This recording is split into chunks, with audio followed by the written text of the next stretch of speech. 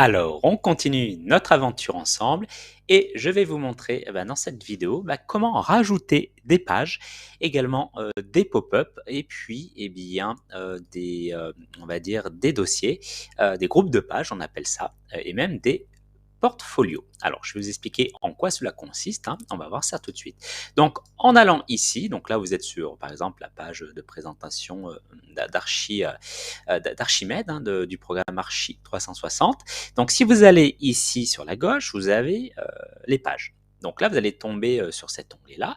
Donc là, vous pouvez voir que dans le dossier, ça c'est un dossier, dans ce dossier page, eh bien, il y a le programme d'accompagnement, c'est-à-dire la page de vente. Donc, comment rajouter une page ou un pop-up?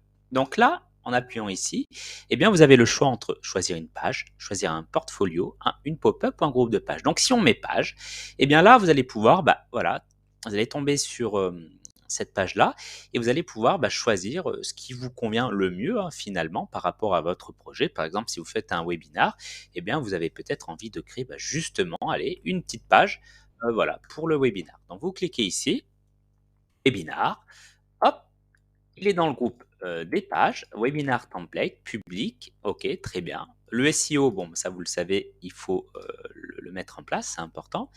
Et là voilà, la page est déjà là, webinar, très bien.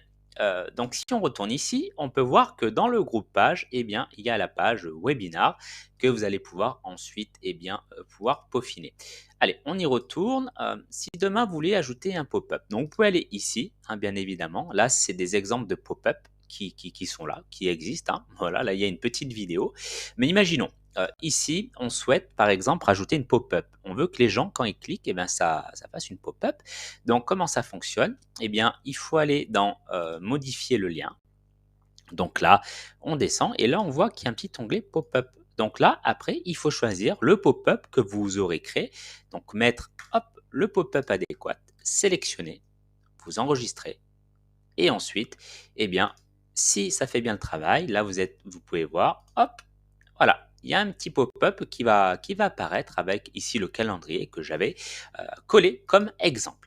Voilà, alors ça c'est un exemple.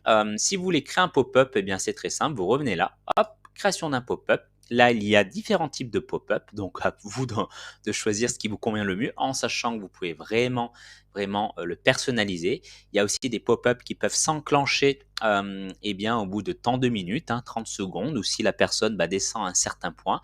Voilà, là, vous avez des pop-up aussi un peu de check-out, des pop-up de produits avec des réductions, des promos. Bon, bref, vous avez de quoi faire, vous avez de quoi vous amuser. Voilà, si on revient ici encore pour les pages, eh bien, il y a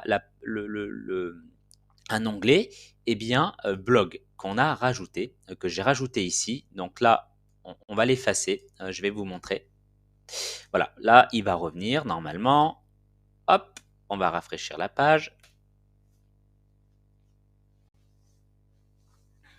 Voilà. Donc là, voilà, on a vu les pages. Hop, ici, vous avez pu voir, le blog est revenu, l'élément blog. Parce que vous pouvez créer des sites un peu comme un WordPress, où là, voilà, vous êtes sur le back-office. J'ai créé la partie blog. Donc là, ici, après, on peut créer des articles, vraiment rajouter des articles, des boutons de partage, activer même des commentaires. On peut vraiment s'amuser. Un peu comme un WordPress, il y a les brouillons, il y a la corbeille. Et quand vous cliquez ici, eh bien là, pareil, hein, il y a l'image ici, et là, il y a le titre du post, et là, il y a le texte, hein. Donc après, si vous voulez faire du SEO, du référencement naturel, eh bien, vous pouvez arranger les choses ici. Et ensuite, là, vous pouvez également rajouter des tags, des catégories, l'URL de l'article, très important aussi pour le SEO, l'auteur ici, la date, hein, de l'article, puis là, ce sera tous les commentaires.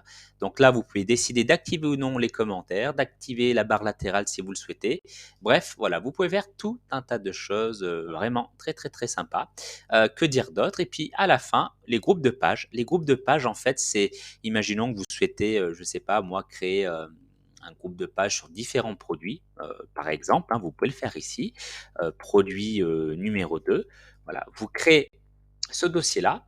Donc là, ici, eh bien, on va dire que c'est ce qui concerne l'accueil. Hop, bon, ça s'écrit pas comme ça, mais c'est pour aller vite. Accueil, et là, hop, Et là, vous pouvez ranger, eh bien, ce que vous souhaitez dans ce dossier-là. En fait, ça permet vraiment, de donner un peu plus, d'organisation, eh bien, à l'ensemble de votre système.